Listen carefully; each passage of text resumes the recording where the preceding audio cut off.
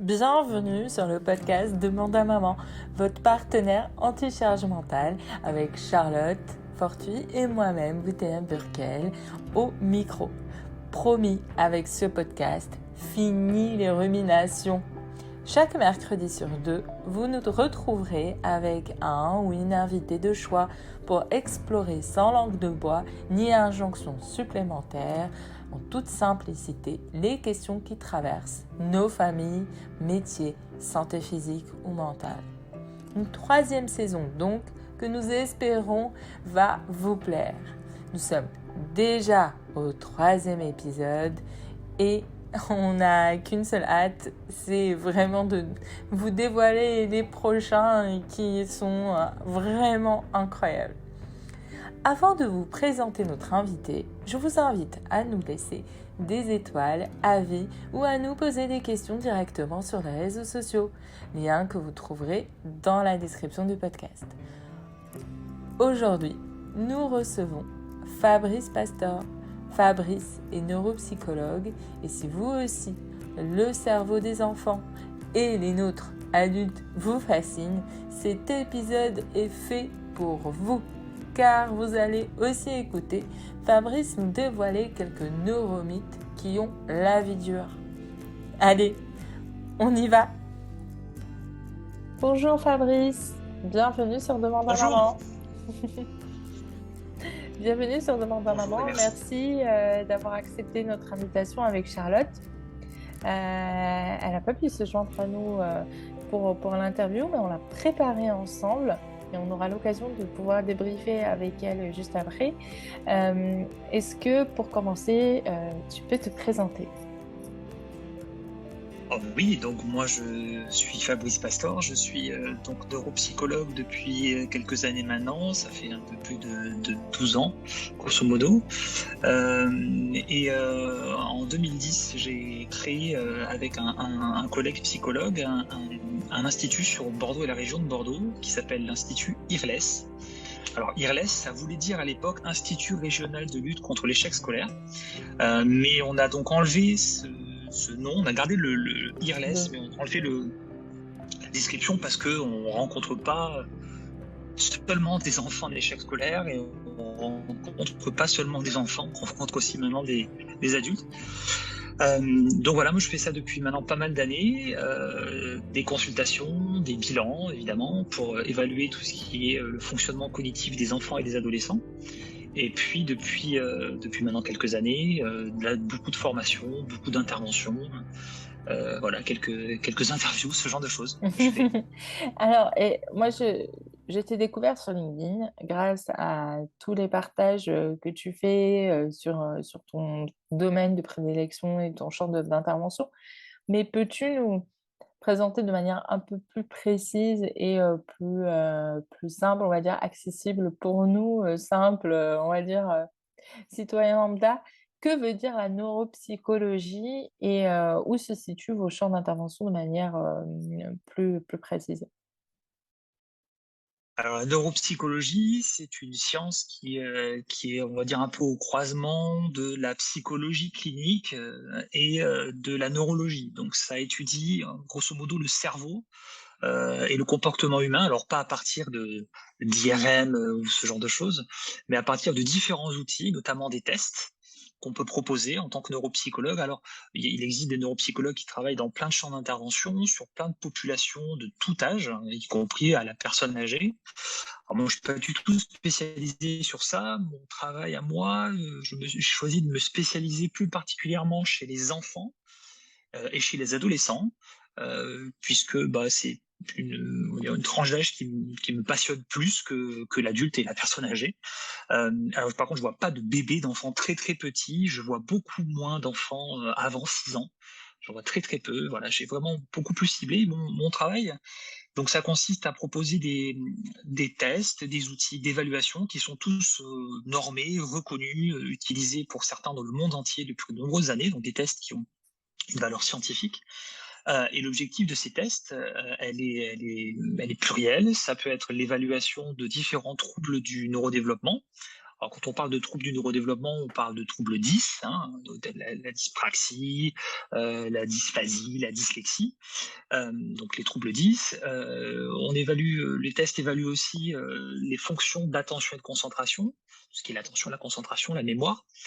Ça permet de voir s'il y a des éléments qui peuvent faire penser au fameux TDAH, hein, le trouble de déficit de l'attention avec ou sans hyperactivité, les enfants hyperactifs dont on parle souvent. Et donc je propose des tests, notamment le test de QI. Alors j'évalue aussi les éléments pour voir s'il y a ce qu'on appelle le fameux haut potentiel intellectuel. Donc ce sont ces tests qui permettent de les évaluer. Donc voilà, ça c'est tout ce qui est la partie test. D'accord. La... Ouais. Non, non, mais c'est très intéressant parce que, je sais pas si c'est un effet de mode parce que visiblement toi tu avais commencé, il y a quand même un certain nombre d'années, mais il y a un effet de mode depuis quelques années sur l'explosion des tests. Est-ce que c'est par, démocratisation, de ces tests, parce qu'on est des parents et qui sommes beaucoup plus au courant, des besoins ou, des réalités? Ou parce que c'est un effet de mode et que finalement, dans ta pratique, tu te rends compte qu'il y avait des enfants qui n'avaient pas besoin de faire des tests? Aujourd'hui, est-ce que c'est trop ou pas assez? Bah, c'est difficile de dire que c'est trop ou pas assez. C'est compliqué, sachant que moi, de toute façon, je n'ai une vision parcellaire de la réalité, puisque Bien sûr, il y j'ai a la un vision biais. de Ceux ma... qui viennent, Voilà, t voilà, ceux qui viennent te voir, ça veut dire que déjà empiriquement, ils avaient un besoin. bah, c'est exactement ça. Et d'ailleurs, il faut savoir que ce biais d'observation, ce qu'on appelle parfois scientifiquement le biais d'échantillonnage, il est beaucoup plus présent qu'on ne le croit. Et ce qu'on voit notamment dans beaucoup d'articles qui sont publiés, il y a des choses qui sont mises en évidence dans la lecture, dans les médias un peu généraux, et qui sont liées à ce fameux biais d'observation. On en parlera peut-être tout à l'heure. Euh, donc, est-ce que c'est un effet de mode? Je pense pas que ce soit un effet de mode, parce qu'il y a toujours eu des bilans qui ont été faits. Euh, il y a de plus en plus évidemment les parents, et c'est tant mieux, s'intéressent au fonctionnement de leur enfant, ils s'inquiètent. Euh, et donc, ce qui est proposé, ça peut être justement des évaluations et des outils normés pour pouvoir mettre des mots sur le fonctionnement de leur enfant, de leur adolescent. Euh, alors, après, on peut se dire, est-ce que ça peut pas être une étiquette? Alors, des fois, on dit, ouais, mais bon, on veut pas faire un bilan parce que ça va lui donner une étiquette euh, et ça va le stigmatiser. Alors oui, effectivement, après c'est aux parents c'est aux parents de décider si ils donnent les éléments des bilans qui leur sont, enfin, des hypothèses diagnostiques, je veux dire qui leur sont proposées. Mais ce qu'il faut savoir, c'est que le but du bilan, c'est pas de poser une étiquette, c'est éventuellement de voir et de suggérer des diagnostics. Et, et alors, c'est pas tant le diagnostic, ça permet de mettre des mots. Et parfois, dans certains troubles, vous savez que le diagnostic, c'est la pose du diagnostic, on va dire, quand elle est, de toute façon, elle est toujours pluridisciplinaire, hein, c'est plusieurs spécialistes. Ça permet souvent une amélioration d'emblée parce que les mots sont enfin mis. Mais c'est surtout le fait de diagnostiquer et de mettre des mots dessus, qu'est-ce qu'on propose après? Et donc, ça permet après une prise en charge qui va être adaptée. Donc ça, c'est là où est tout l'intérêt.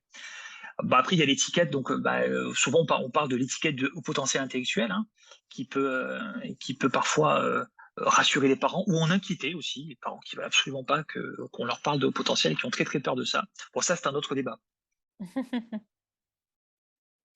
Et effectivement, ça nous amène à une transition sur une question qu'on s'était posée avec Charlotte. Hem, est-ce que effectivement l'étiquette rassure ou est-ce qu'elle effraie? Ou bien est-ce que c'est la normalité dans certains cas qui effraie? Je dis n'importe quoi, par exemple dans le trouble, TDAH, donc hyperactivité. Est-ce que le fait de poser, une «étiquette» entre guillemets sur, un comportement qui semble un peu hors norme, finalement va rassurer ou bien effrayer? Parce que dans les faits, maintenant on va dire, je vais donner un exemple, très concret. Ces derniers temps, à la cour d'école, on peut toujours entendre: «Ah non mais lui, il est hyperactif». Alors que finalement, on n'a même pas poser le diagnostic auprès de professionnels. C'est juste un ou 2 articles qui ont été lus à la va-vite et parce que l'enfant est, on va dire, un peu vif par rapport à la moyenne ou par rapport à ce que les parents ou les adultes ont l'habitude de voir, qu'on va poser cette étiquette, sans même, en parler avec un professionnel. Alors qu'en contrepartie, nous on a eu des témoignages qui sont remontés de parents d'enfants avec, ces troubles-là et qui ont beaucoup de mal à expliquer cette étiquette même et qui galèrent même au quotidien à l'expliquer à leur famille ou, même, au personnel enseignant, parce que, il y a tout un mythe autour. Mmh. Le trouble du déficit de l'attention avec ou sans hyperactivité, c'est un sujet qui est vaste, qui est très débattu. Il y a beaucoup de personnes qui pensent plein de choses. Ce qu'il faut retenir, en tout cas, ce que la littérature scientifique nous montre, c'est que les personnes qui ont un TDAH, c'est le deuxième trouble le plus diagnostiqué chez les enfants, après le trouble anxio-dépressif. Donc, Mmh, des enfants qui ont des TDAH, il y en a beaucoup. Ah, il y en a beaucoup. C'est relatif, mais en tout cas, il y en a un certain pourcentage. Je crois de mémoire, il y a 5,9% des 19. enfants. Ouais, c'est ça à préciser, mais il y a un consensus international qui a été publié il y a quelques mois maintenant, qui regroupe tout ça et qui permet de faire un peu le point. Alors, souvent, on a l'image de l'enfant un peu perturbateur qui bouge dans tous les sens et donc on se dit: «Bah, celui-là, il est hyperactif, et il embête tout le monde» et cetera. Alors, il peut y avoir plusieurs choses, effectivement, ça peut être un trouble de l'attention, ça peut être d'autres choses. C'est pour ça que c'est toujours compliqué, on peut pas porter un diagnostic à la va-vite en disant: «Bah, voilà, celui-là, il bouge beaucoup, donc il est hyperactif, c'est un TDAH». C'est pas si simple que ça. C'est pour ça il faut prendre les choses dans l'ordre, il faut consulter des spécialistes, des médecins spécialisés, les neuropédiatres, par exemple, ou les pédopsychiatres, étant les médecins les plus habilités à poser ce genre de diagnostic. Alors c'est toujours pareil, c'est pas tant le diagnostic qui est important, c'est la prise en charge qui est proposée Mmh, après. mmh, mmh, mmh. Elle peut être plurielle. Alors ça peut être c'est une prise en charge qui peut être très débattue. Maintenant, ce qu'on voit, c'est qu'au niveau des études internationales, bah, ce qui semble fonctionner le mieux, ça reste la médication, hein, dont on parle souvent, hein, la Ritaline, et cetera. C'est quelque chose qui marche le mieux puisque le TDAH est pas un alors c'est certes, il y a une répercussion comportementale de ce trouble, mais c'est surtout que c'est un trouble dopaminergique. Pardon, ça a coupé à ce C'est que c'est un moment-là. problème de neurotransmetteurs dans le cerveau, de dopamine, pour être très D'accord, schématique. Donc la personne le médicament permet d'amener cette dopamine. Donc c'est surtout ça qui est important. d'accord.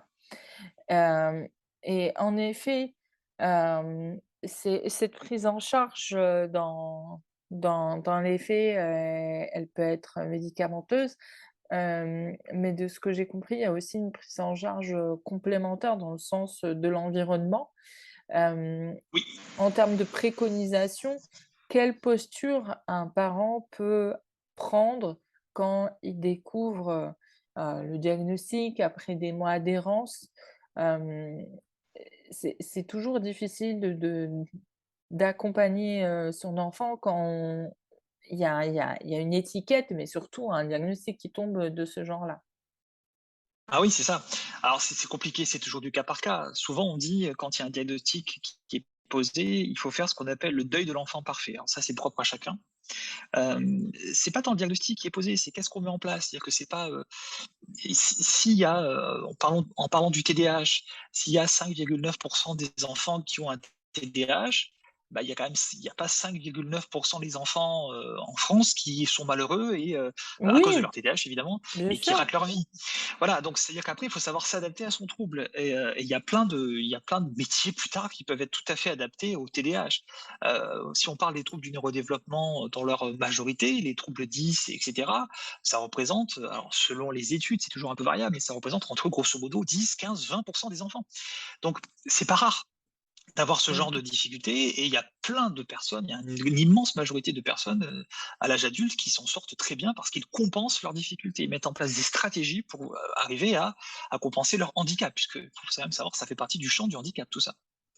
Et d'ailleurs, on ne le perçoit pas, comme étant un handicap, parce que ça fait partie des formes d'handicap, invisibles, Tout à ces fait. troubles-là.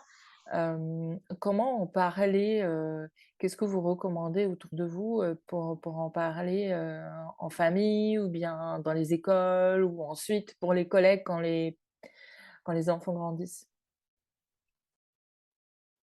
Bah, pour en parler, il faut que ça puisse se démocratiser, il faut que ça puisse se faire connaître. Donc en général, alors malheureusement, heureusement et malheureusement, sur internet, il y a plein d'informations, certaines qui sont fiables, certaines qui ne le sont pas du tout. Donc c'est toujours un peu compliqué de pouvoir démêler le vrai du faux et de savoir sur quelle source, fiable se tourner. Ça demande une certaine connaissance, sur ce sujet-là. Mais par la formation, hein, la formation des personnes, la formation des parents, la formation des enseignants, la formation des professionnels de santé, hein, c'est notamment ce que je fais depuis pas mal d'années. Je forme notamment ce type de professionnels. Euh, et comme on disait tout à l'heure, c'est que les neurosciences, c'est quelque chose qui est très à la mode depuis pas mal de temps. Et donc, bah, parfois, l'effet un peu pervers de ça, c'est que ça peut créer ce qu'on appelle des fausses croyances sur ça. Notamment, ce qu'on a pu voir, c'est que il y a certaines personnes, parfois les enseignants, quand on leur met une étude en évidence, on leur montre une étude qui est fausse, mais que par contre, il y a des images d'IRM de cerveau, ils vont beaucoup plus croire que cette étude est juste, alors que si on n'avait pas mis d'image de cerveau, ils pourraient se dire, ils pourraient beaucoup plus facilement la critiquer. Oui et il y a un biais d'expertise, mais il y a aussi, on va dire la prolifération des études, qui sont mises à disposition sans intermédiaire, sans personne capable de lire une étude. Parce qu'au final, il y a des études parfois qui sortent avec des échantillons très faibles, avec un niveau d'accuracy ou de pertinence qui peut être questionné ou des limites, qui peuvent, porter en tout cas à des études complémentaires parce que c'est la méthode scientifique, c'est toujours dans le long terme, ce n'est pas du court terme. Effectivement sur ce sujet-là, est-ce que, maintenant qu'on utilise, le terme neuropsychologue, hem, est-ce que ça rassure ou ça inquiète? Ah, je sais pas. C'est difficile de répondre à cette question. Est-ce qu'un neuropsychologue, finalement, la question sous-jacente de votre question, c'est est-ce qu'un neuropsychologue est plus sérieux qu'un autre? Est-ce que lui va plus rassurer que l'autre? Non, j'en suis absolument pas convaincu. La neuropsychologie, c'est une façon d'aborder les choses qui est pertinente comme plein d'autres façons d'aborder les choses.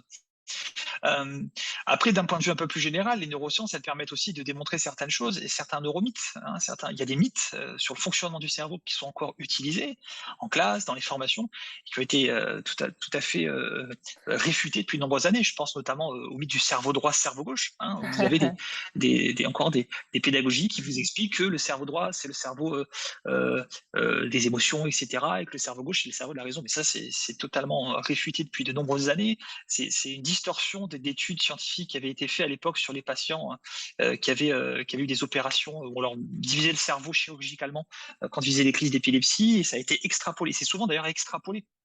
Hein, c'est comme voilà, le mythe qu'on n'utilise que 10% de notre cerveau. Non, si on utilisait 10% de notre cerveau, les 90% restants, ils auraient disparu de notre boîte crânienne. Donc il y a plein de mythes comme ça.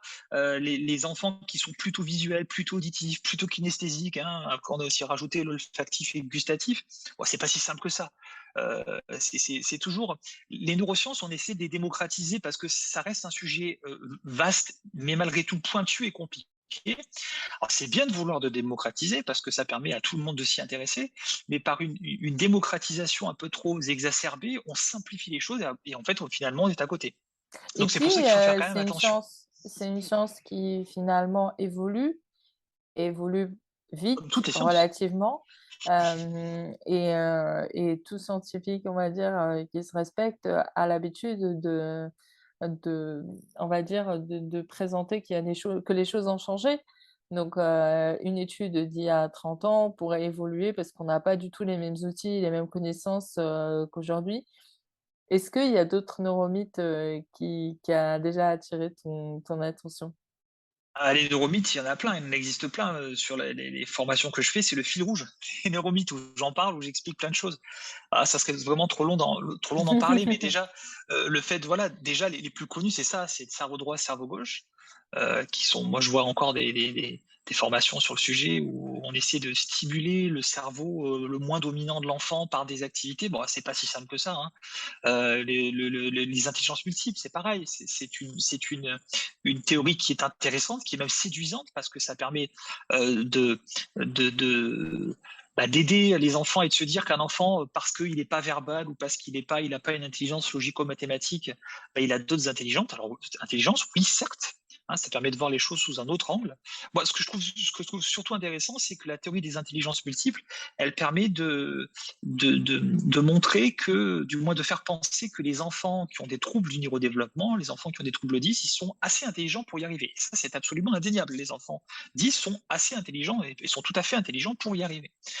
Mais c'est toujours très réducteur de penser qu'il y a des intelligences multiples. Ça fait après aller dans un écueil qui est pas nécessairement bon, quoi. Donc oui, des mythes sur le fonctionnement du cerveau, il en existe plein, Mmh, mmh. malheureusement.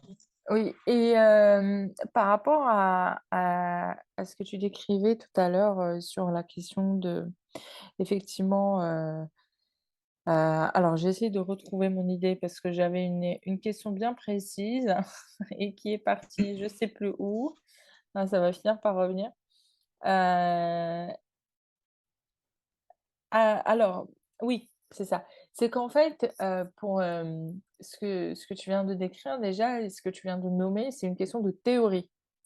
Donc, une théorie de l'intelligence multiple. Il y a aussi une autre théorie et que je trouve, très intéressante, c'est celle sur l'apprentissage des émotions, mais on Mhm. la présente d'une telle manière aujourd'hui qu'il est impossible de la réfuter en disant que toutes les émotions s'apprennent, plutôt que de dire qu'en fait, il y a aussi une part d'inné. Comme enfin, ce mon point de vue sur ça, c'est de dire qu'en fait, on ne laisse plus la nuance, sur ces questions-là des émotions parce que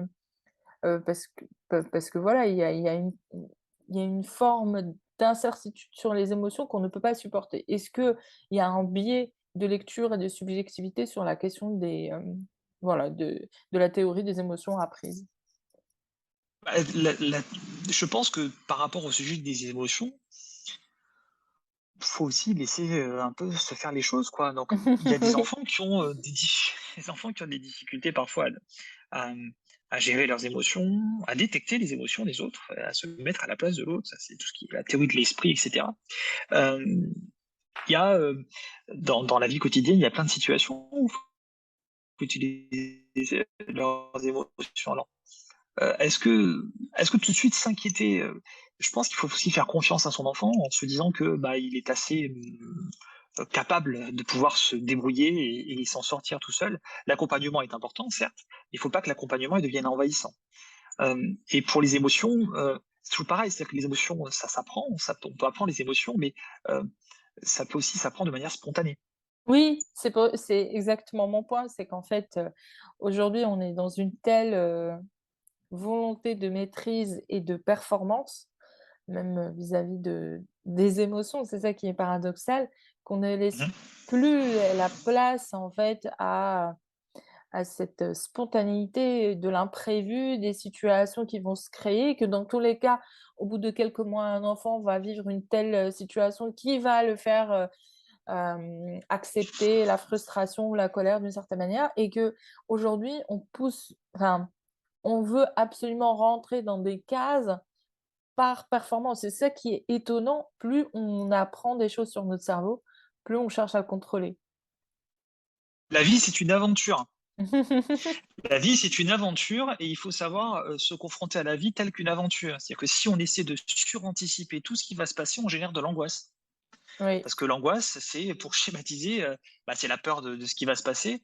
Hem Et donc, comme on se plaît souvent à l'expliquer de manière un peu amusante avec mon collègue Pascal, c'est que, l'angoisse, c'est faire de la voyance. C'est-à-dire, alors c'est très schématique, hein, c'est un peu amusant ce que je veux Oui. dire, mais c'est faire de la voyance, c'est-à-dire, tu vas voir, ça va bien se passer. On va faire ça, ça va bien se passer. En fait, on n'en sait rien que ça va bien se passer. Ça peut peut-être pas super bien se passer. Donc plutôt que de dire à son enfant, «Tu vas voir, ça va bien se passer», puisque vous n'en savez rien du tout, c'est plutôt lui dire: «Beh, écoute, tu vas faire ton truc, et puis tu vas me raconter comment ça s'est passé». Mmh. Mmh. Parce que sinon ça va bien se passer, c'est de la voyance, donc ça génère de l'angoisse. Mmh La vie, mh. c'est une aventure. Faut vraiment, plutôt que d'essayer de suranticiper les choses, il faut les vivre comme elles viennent. Mmh Faut mh. pas tout anticiper, tout n'est pas, faut pas tout anticiper. Donc voilà, il Mmh. faut plutôt présenter la vie à son enfant comme étant une aventure, je pense. Enfin, du moins, c'est mon C'est point de vue. c'est très intéressant parce que, sur le podcast, on essaye de vulgariser ces sujets-là et l'objectif final, c'est de dire, quand même de lâcher prise et de prévenir, toutes ces surcharges mentales et surcharges de burn-out. Parce qu'effectivement, on arrive dans un paradigme où en fait, on est entouré d'injonctions et finalement le «ça va bien se passer», on est obligé que ça se passe bien et on se laisse plus, même, le choix d'échouer, le choix, voilà, d'avoir des doutes, des et de se questionner et c'est très intéressant pour ça. D'ailleurs, ça me fait mon excellente transition pour, ma dernière question. Hem, c'est un autre, on va dire, tabou par rapport à la question du cerveau, c'est la question des écrans, pour les enfants. Aujourd'hui, dès qu'on parle d'écran, on dit: «C'est ça qui va rendre, qui va pourrir le cerveau de l'enfant, qui va rendre, hyperactif, qui va le rendre violent». Enfin bref, l'écran est devenu, on va dire, le bouc émissaire de tout. Comment on peut appréhender les choses de manière, plus détendue et quel est surtout votre avis de neuropsychologue, sur la question dans le cabinet? Ouais, les écrans, ils sont diabolisés depuis des années, hein. Ça fait Oui, des oui, années qu'on oui. dit: «C'est la faute des écrans». Alors, pourquoi est-ce que ça serait la faute des écrans? En fait, les écrans, c'est les livres d'aujourd'hui, quoi. C'est-à-dire qu'avant, on apprenait sur les livres, maintenant on apprend sur des écrans. Donc c'est pas nécessairement l'écran le problème. Et le sujet de la dépendance aux écrans, ça reste un sujet qui est assez débattu et qui est quand même assez controversé. Hem, En fait, ce qu'on a pu démontrer au niveau de l'utilisation des écrans, c'est que, ben, il y a des études extrêmement sérieuses sur le sujet qui montrent que, bah, l'utilisation des écrans, alors avec une petite quantité, un petit temps d'utilisation, améliore les performances cognitives. Ça peut être contre-intuitif, mais dans certains cas, dans certaines manières de proposer les choses, ben, on a vu que les écrans amélioraient certaines fonctions d'attention et de concentration, ça pouvait améliorer l'apprentissage, la plasticité cérébrale, la vision notamment. Donc les écrans, il ne faut pas les jeter en disant que c'est absolument inutilisable, inenvisageable, ça reste de bons outils. Mais c'est comme pour tout. C'est-à-dire que si effectivement on est sur un écran ou du moins on joue sur un jeu vidéo pendant des heures et des heures par jour, c'est là le problème. C'est-à-dire que moi j'aime bien faire un peu l'analogie entre l'écran et la consommation de vin. Alors, il ne faut pas consommer avec modération évidemment, mais on sait que le vin, consommer une petite quantité de vin, il y a des polyphénols à l'intérieur et ça améliore l'appareil cardiovasculaire, Mmh. notamment la mémoire aussi. Et boire une bouteille de vin par jour, bah, c'est pas bon pour la santé. Bah, c'est pareil pour les écrans. C'est-à-dire qu'utiliser des écrans et faire, certains jeux ou certaines applications sur les écrans en petite quantité, dans le temps, c'est pas mauvais, c'est le temps qu'on y passe. Mais c'est comme pour tout, tous les excès sont mauvais. Alors après, il y a certains parents qui pensent que les problèmes de leur enfant, ils viennent du temps qu'ils passent sur les jeux vidéo. Mmh. Ce qui est tout à fait, légitime. C'est-à-dire qu'effectivement, il y a des enfants qui passent énormément de temps à jouer à des jeux vidéo. Donc ils pensent que, ben, si l'enfant il joue moins, aux jeux vidéo, bah, dans ce cas-là, il aura plus de temps pour, faire ses devoirs, pour être en famille ou pour être avec les amis. Et donc les parents, ils essaient de réduire coûte que coûte le temps de jeu. Bah, finalement, on se rend compte que c'est une solution qui peut être assez contre-productive. Parce que ce qui aide l'enfant, c'est pas de jouer moins, c'est d'avoir des interactions plus structurantes avec les parents. Mmh. D'ailleurs, il y a une étude de 2015 qui montre que, bah, les restrictions de jeu, hein, quand on empêche les enfants de jouer à des jeux vidéo, bah, les restrictions de jeu, elles n'ont aucun effet sur le jeu problématique un an plus tard. Donc finalement, c'est pas tant le jeu vidéo qu'il faut réduire, c'est finalement le symptôme, le temps de jeu vidéo, c'est plutôt d'essayer d'améliorer les relations entre Mmh. les parents et enfants. Alors, c'est facile à dire comme ça, mais je pense qu'il faut plus voir les écrans, les jeux vidéo comme étant le symptôme de quelque chose plutôt que la cause de quelque chose. Mmh.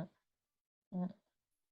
C'est très intéressant parce que, on sort à peine d'une période de Covid, on va avoir une période hivernale, où on est plus, en indoor et on est des êtres humains ou des animaux qui, dans les faits, vivons de plus en plus en indoor et dans les faits beaucoup moins sociable avec les autres et ce qui est intéressant, c'est que, tu cites surtout les parents comme, personnes avec interactivité avec leurs enfants. Mais ce que je vois, c'est que finalement, les enfants, ils ont beaucoup moins d'interactivité aussi avec d'autres adultes. Dans d'autres situations ou même à une autre époque, on avait beaucoup plus d'interactions avec les autres adultes, les voisins, les cousins, et ça aujourd'hui, on le voit, il y a aussi un impact sur ça. Bah, si un enfant passait sa vie sur les écrans, ça serait bien évidemment absolument problématique. Donc, c'est pas supprimer les écrans, c'est qu'il passe un peu de temps sur les écrans à faire C'est ce qu'il ça. veut, à se détendre si besoin est, mais aussi qu'il ait des relations avec ses copains, qu'il aille jouer dehors, Mmh. qu'il aille faire du sport, qu'il parle avec ses parents, qu'il fasse des jeux de société, voilà. C'est pas, encore une fois, je pense, je milite plus pour le fait de dire que l'écran, c'est pas la cause du problème, c'est le symptôme de quelque Oui, chose d'autre. c'est un fait Et après, sociétal, c'est évidemment du cas par voilà cas. et c'est un fait On sociétal, peut pas se qui passer a des écrans, c'est pas possible. oui. En tout On cas peut plus se passer des aujourd'hui, écrans, voilà. oui, Aujourd'hui, ça fait partie de nos vies. Ça fait partie tout de à nos vies fait. et effectivement, la question, c'est comment arriver à trouver, un juste milieu parce que dans tous les cas et ça, enfin, je vois personnellement, c'est aussi le fait que les enfants, ils nous voient avec les téléphones, ils nous voient prendre des photos, ils nous voient FaceTimer, ils nous voient appeler, travailler avec les téléphones. Donc pour eux, visiblement, le téléphone fait partie limite d'une continuité de notre bras. Oui, Donc c'est compliqué de les mettre de côté, à moins de nous-mêmes, de nous mettre de côté sur ça. Mais c'est intéressant de pouvoir, mettre en perspective et apporter de la nuance, une c'est nuance sur ça. le sujet. Il faut nuancer, c'est-à-dire qu'on peut, bah, on utilise nous aussi nos téléphones portables, on va nous aussi voir nos réseaux sociaux, on fait nous aussi des choses, mais si on passe notre journée dessus, c'est peut-être nous qui avons un problème dans ce cas-là. Oui, en effet et d'ailleurs, ça s'est vu, pour les jeunes, par exemple, qui ont passé, toute la période de confinement, les troubles qui, sont sortis. Donc, c'est même les adultes sont confrontés aux mêmes difficultés. Ouais, mais la période de Heu, confinement, c'est pas la vraie vie, hein. Faut pas ah ben oublier que c'est ça. c'était un moment particulier, donc c'est ça, hein, c'est vraiment à nuancer la période de confinement. Mmh. Oui et puis, d'arriver à retrouver et d'ailleurs, sur ça, on a posé, souvent la question à notre audience sur la question de qu'est-ce qu'elles font à la fin de la journée, pour se décharger et ce qui est souvent revenu, c'était les réseaux sociaux, parce que c'était un moyen, en fait, de se décharger, de pouvoir voir ce que faisaient les amis, de rencontrer des personnes qui étaient comme elles. Il y a un sentiment d'appartenance, qui était généré, même d'éteindre le cerveau, d'avoir quelque chose, comme, l'application Calm, quelque chose un peu répétitif, il y a et c'est très intéressant parce que c'est fait pour aussi nous amener à être là. Mais, Mmh, c'est ça. il y a un côté, voilà, tous les parents en fin de journée savent qu'après le soir, on a le cerveau en passoire, donc Mais bien sûr. c'est Ouais, un faut peu arrêter dur de faire là-dessus. culpabiliser toujours les gens, hein, je pense aussi. Mmh. Écoute, c'est une très bonne conclusion, pour cet épisode. Je te dis merci infiniment pour tes réponses Merci beaucoup. ta franchise. Merci beaucoup pour votre invitation à toutes les 2 en tout cas. Tout d'abord, merci beaucoup à Fabrice Pastor qui a délivré une interview absolument passionnante et très honnêtement, j'aurais voulu être là. Je trépignais en entendant l'enregistrement et vraiment, c'était incroyable et bravo aussi à toi, Boutaïna. Pour ma petite conclusion, mon petit débrief, euh, je retiens beaucoup de choses évidemment, mais il y a vraiment quelque chose euh, qui m'a marqué. Et Boutaïna, tu me connais, tu sais à quel point c'est important pour moi, c'est la notion de nuance. Et Fabrice Pastor a tout au long de l'interview euh, pratiqué la nuance et visiblement la pratique dans son exercice. Il pourrait se positionner en sachant, voilà, connaissant tout à côté de nous, et ben pas du tout. Déjà, il a une posture d'humilité qui, à mon sens, est une vraie posture de chercheur et aussi d'accompagnant, de thérapeute. Donc ça, c'était vraiment déjà un grand bonheur. Et surtout, cette notion de nuance, et puis je retiens la notion de nuance, notamment sur la question des écrans. Cette question que j'ai écoutée avec attention, étant moi-même maman de 2 jeunes enfants.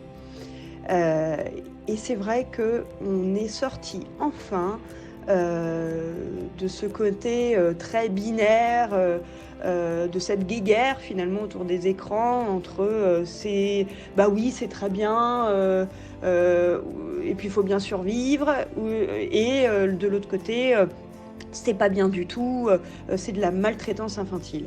Et c'est un nouvel éclairage que Fabrice Pastor nous a apporté, c'est-à-dire que ce n'est pas forcément la cause, mais le symptôme de quelque chose d'autre.